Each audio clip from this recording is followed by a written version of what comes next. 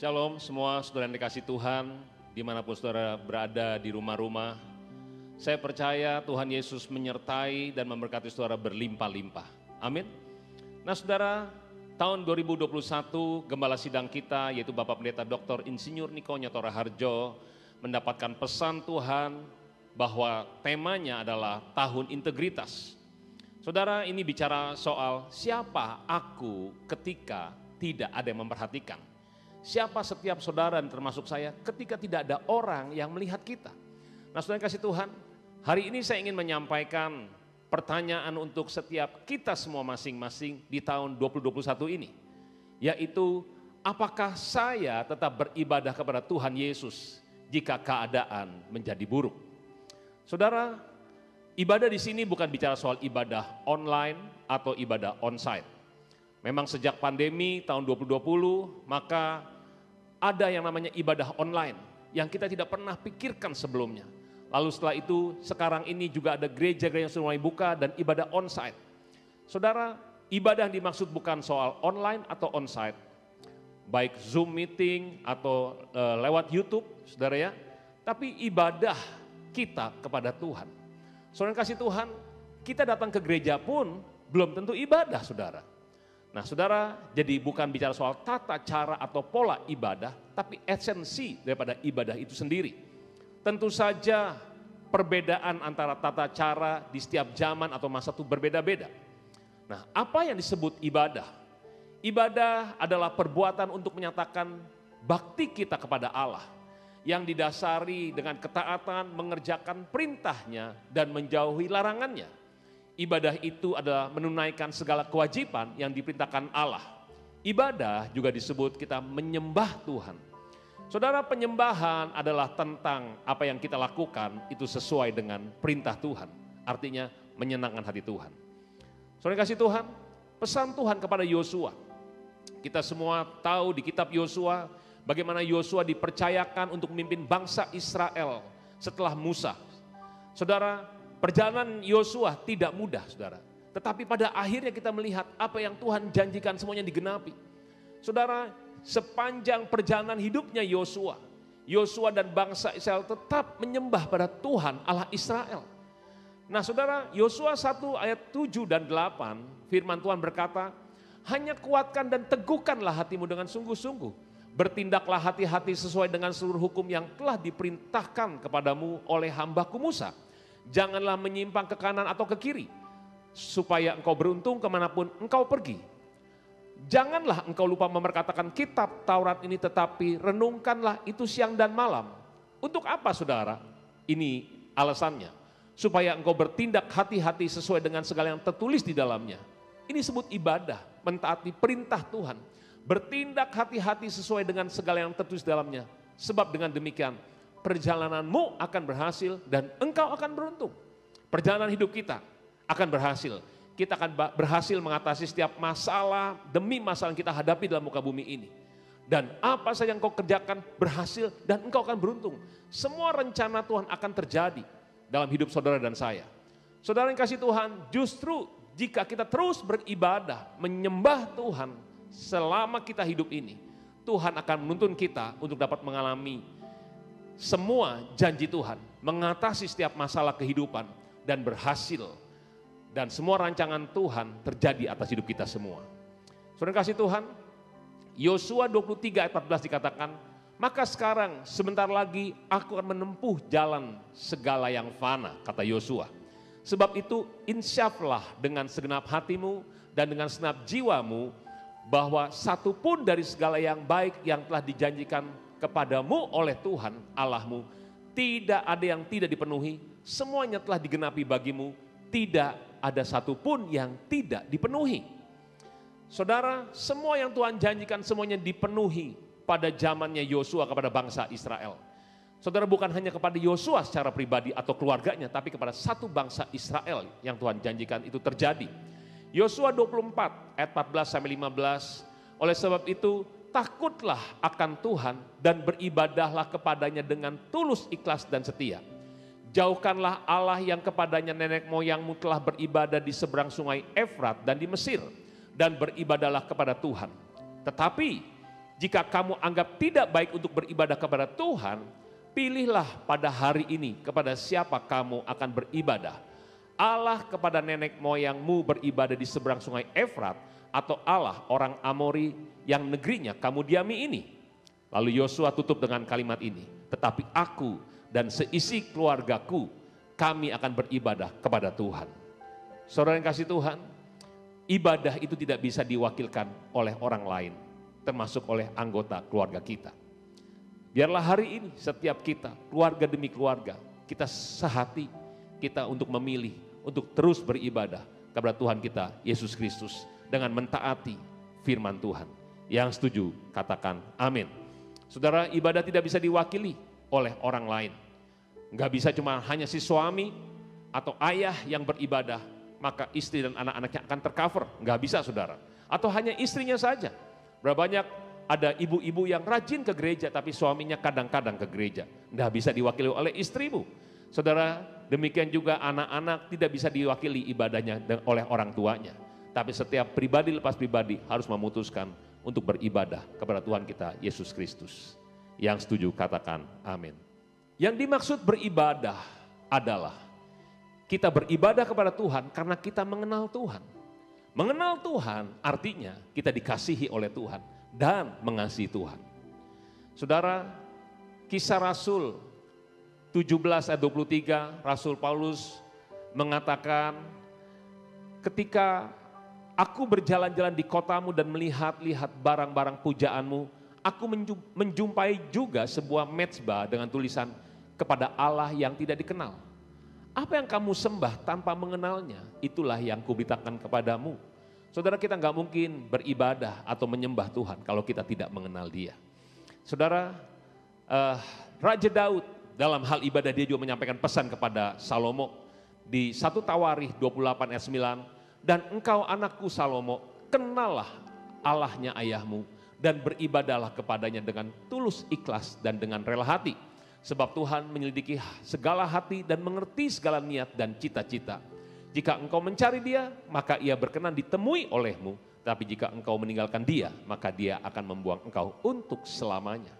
Saudara, Daud berkata pada Salomo, kenallah Allahnya ayahmu dan beribadahlah. Saudara yang dikasih Tuhan, saudara dan saya kita beribadah di tahun 2021 ini kepada Tuhan. Bukan untuk diselamatkan, bukan untuk diberkati, tapi kita beribadah kepada Tuhan karena kita dikasihi oleh Tuhan, karena kita dicintai oleh Tuhan. 1 Yohanes 4 ayat 19, kita mengasihi karena Allah lebih dahulu mengasihi kita. Waktu kita masih berdosa, Tuhan Yesus sudah mati untuk kita. Dikasihi Tuhan, itu seperti seorang bapa kepada anaknya. Saudara, kita tidak akan bisa mengenal diri kita sebelum kita mengenal siapa papa kita. Betul nggak, saudara? Waktu kita lahir jadi bayi, kita nggak kenal siapa kita sebenarnya. Bahkan berapa banyak orang tua waktu dia gendong bayinya, dia bilang, anak siapa ini ya gitu. Bukan orang tuanya nggak tahu, itu pasti anaknya gitu. Tapi si bayi ini pasti belum tahu siapa dia sebelum dia mengenal orang tuanya.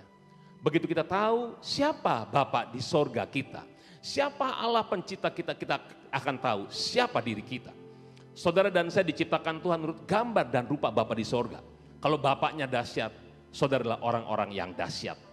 Saudara bukan orang-orang yang diciptakan untuk jadi pecundang atau jadi orang yang kalah. Engkau adalah orang-orang yang diciptakan untuk berkuasa, menguasai muka bumi ini, menguasai segala masalah dalam hidupmu. Kenapa? Karena engkau tidak jalan sendirian. Engkau bersama dengan Bapa kita di sorga. Dia memberikan Roh Kudusnya kepada kita. Saudara, kita dikasihi oleh Tuhan.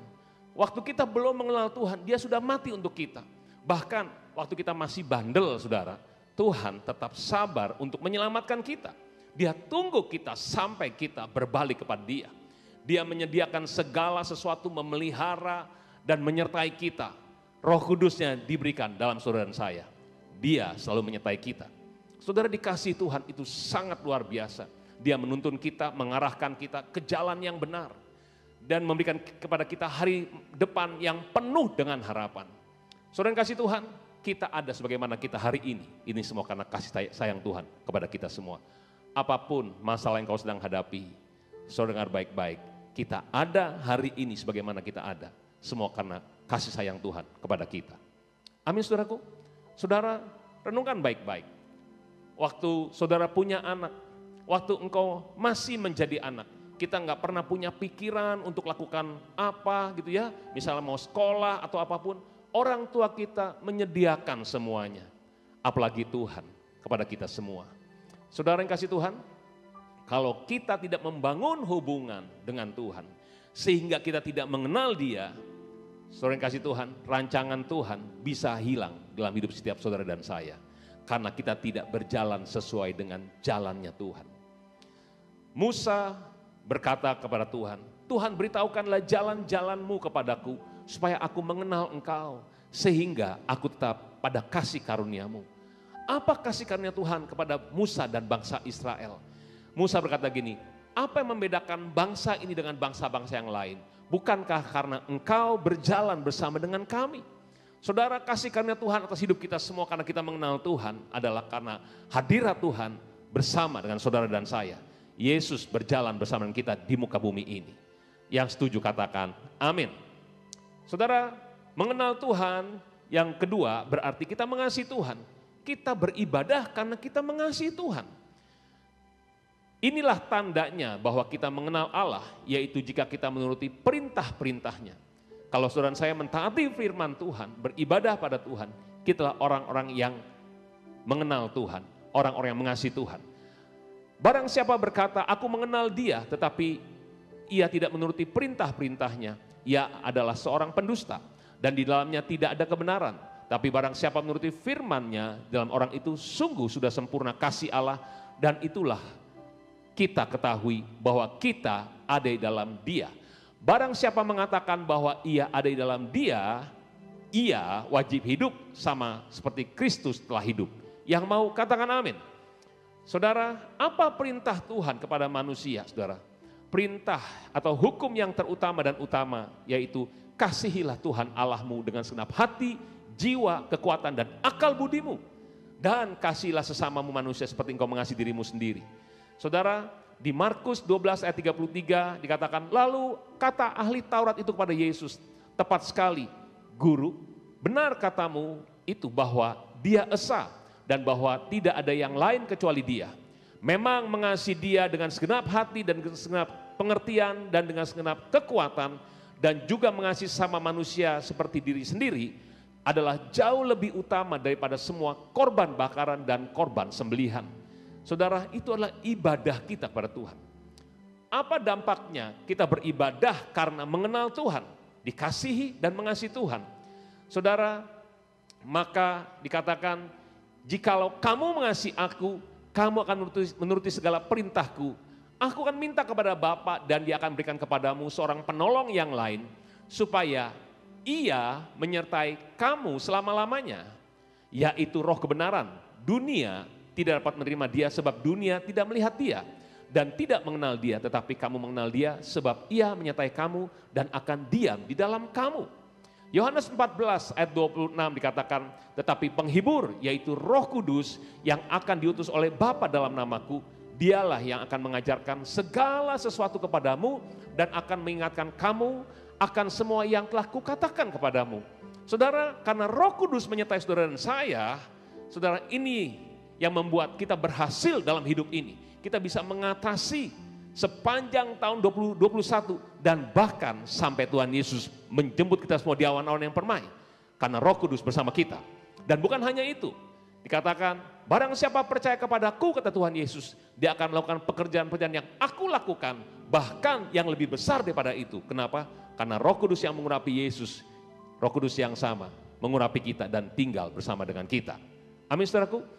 Nah saudara, Yohanes 15 ayat 7. Jikalau kamu tinggal dalam aku dan firmanku tinggal dalam kamu, mintalah apa yang kamu kehendaki dan kamu akan menerimanya. Saudara, kalau kita beribadah pada Tuhan, kita tinggal dalam Dia dan firman Tuhan tinggal dalam kita, maka Alkitab berkata, mintalah apa saja yang engkau kehendaki dan kamu akan menerimanya. Saudara, bagaimana kita bisa tinggal dalam Dia? Yohanes 15 ayat 10 berkata, jikalau kamu menuruti perintahku, yaitu beribadah dengan taat pada firman Tuhan, kamu akan tinggal dalam kasihku, seperti aku menuruti perintah Bapakku dan tinggal di dalam kasih-Nya. Saudara, doa-doa saudara akan besar kuasanya. Tuhan mendengar dan menjawab setiap doa-doa kita. Yang bersuka cita, katakan amin. Saudara, yang terakhir, beribadah adalah mempersembahkan persembahan yang benar. Roma 12 ayat 1 dikatakan, karena itu saudara-saudara, demi kemurahan Allah, aku menasihatkan kamu supaya kamu mempersembahkan tubuhmu sebagai persembahan yang hidup, yang kudus, dan yang berkenan pada Allah. Itu adalah ibadahmu yang sejati. Saudara, ibadah yang sejati pada Tuhan adalah kita mempersembahkan tubuh kita. Saudara, seekor domba baru bisa dipersembahkan di atas mezbah kalau domba ini sudah mati. Artinya harus disembelih, darahnya tercurah. Saudara, di dalam darah itu ada nyawa. Artinya kalau kita ingin mempersembahkan tubuh kita sebagai persembahan yang hidup, kudus, dan berkenan pada Allah, artinya kita mempersembahkan seluruh hidup kita kepada Tuhan. Kalau kita mempersembahkan seluruh hidup kita, artinya apa saja yang ada pada kita juga kita persembahkan pada Tuhan. Saudara, seperti Tuhan Yesus 2000 tahun yang lalu, Dia adalah anak domba Allah yang dipersembahkan di atas mezbah saudara. Darahnya dicurahkan untuk menyelamatkan saudara dan saya. Saudara, apa itu persembahan? Persembahan bicara soal hadiah atau pemberian kepada seseorang yang kita hormati. Mempersembahkan hidup kita, tubuh kita sebagai persembahan hidup kudus dan berkenan pada Allah. Kita mempersembahkan hidup kita kepada Tuhan yang kita sembah, Tuhan yang kita hormati. Saudara, persembahkanlah bagaimana kita hidup, perbuatan kita, perkataan kita, pikiran kita, cara kita berkelakuan, biarlah itu sesuai dengan perintah Tuhan. Itu yang menyenangkan hati Tuhan. Bahkan semua yang kita miliki, termasuk waktu, tenaga, saudara melayani orang, saudara mendoakan orang, saudara sedang melayani Tuhan. Engkau mempersembahkan sesuatu pada Tuhan. Dan juga jangan lupa keuangan kita. Saudara, biarlah kita memberi persembahan uang sesuai dengan kerelaan hati dan juga dengan sukacita. Bukan dengan rasa sedih, bukan dengan rasa terpaksa. Saudara yang dikasihi Tuhan, waktu kita memberikan persembahan uang kepada Tuhan, bisa bicara soal persembahan diakonia, persepuluhan kita, dan juga buah sulung di awal tahun 2021 ini. Ini semua karena kita menyembah Tuhan, kita beribadah kepada Tuhan. Bukan karena dipaksa. Kenapa? Karena Yesus adalah Allah yang hidup. Kita punya hubungan secara pribadi dengan Tuhan. Kita memberikan karena kita tahu Dia adalah Allah yang kita hormati dan Allah yang hidup, Allah yang sudah mati bagi kita. Saudara, bukankah semua persembahan yang kita berikan pada Tuhan itu juga berasal daripada Tuhan? Karena Tuhan yang memberkati kita terlebih dahulu. Amin, saudaraku. Saudara kasih Tuhan, saya tutup. Saya pernah ada yang nanya kepada saya. Dia bilang, Ben, kalau kamu memberikan persembahan pada Tuhan, lalu Tuhan tidak mengembalikan, tidak memberkati kamu, bagaimana sikap hati kamu? Saya berpikir cuma beberapa detik, lalu saya bilang begini, waktu saya memberi persembahan kepada Tuhan, bukan karena saya minta dibalikin lagi, tapi karena saya mengasihi Tuhan. Amin, saudaraku. Saudara memberi bukan karena seperti gambling, ingin dapat kembalian yang banyak. Tapi waktu kita memberikan persembahan kepada orang yang kita cintai, karena kita mengasihi orang itu. Waktu kita memberikan persembahan kepada Tuhan, karena kita mengasihi Tuhan. Amin, saudaraku. Saudara kasih Tuhan, biar di tengah-tengah pandemi corona ini, biarlah kita tetap beribadah kepada Tuhan Yesus Kristus. Sebab Dia adalah Allah yang mengasihi kita dan Allah yang kita kasihi. Berikanlah persembahan yang terbaik untuk Tuhan. Amin. Mari kita tundukkan kepala semuanya. Bapa,